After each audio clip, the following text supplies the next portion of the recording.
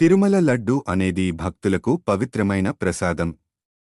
అయితే ఈ లడ్డు తయారీలో కల్తీ పదార్థాలను వాడతారనే ఆరోపణలు తరచూ వెలువడుతున్నాయి. ఈ వివాదం తాజాగా మరోసారి తెరపైకి వచ్చింది.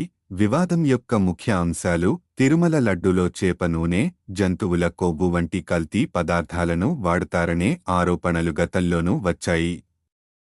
తిరుమల తిరుపతి దేవస్థానం టీటీడీ ఈ ఆరోపణలను తోసిపుచ్చింది. నందిని నెయ్యి: తిరుమల లడ్డూ తయారీకి ఎన్నో ఏళ్లుగా కర్ణాటక మిల్క్ ఫెడరేషన్ (కేఎంఎఫ్) కు చెందిన నందిని నెయ్యిని ఉపయోగిస్తున్నారు. టెండర్ వివాదం: తిరుమలకు నెయ్యి సరఫరా కోసం నిర్వహించిన టెండర్లలో ప్రైవేట్ కంపెనీలు తక్కువ ధరలకు నెయ్యి సరఫరా చేస్తామని ప్రతిపాదించడంతో నందిని కంపెనీ పోటీలో వెనుకబడిపోయింది.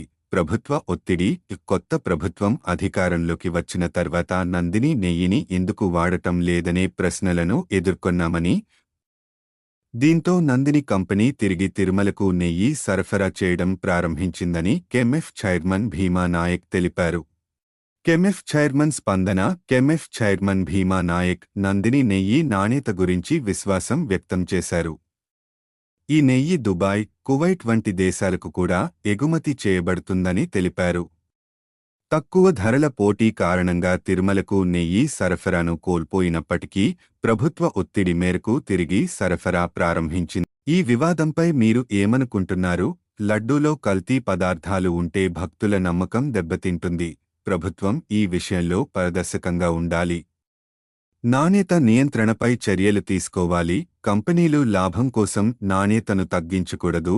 లడ్డూలను తరచూ పరీక్షించి నాణ్యతను నిర్ధారించాలి. ఈ విషయంపై మీ అభిప్రాయాలు మాకు ముఖ్యమైనవి. మీ అభిప్రాయాలను కామెంట్లలో తెలియజేయండి. మీరు ఈ వీడియోను చూసినందుకు ధన్యవాదాలు.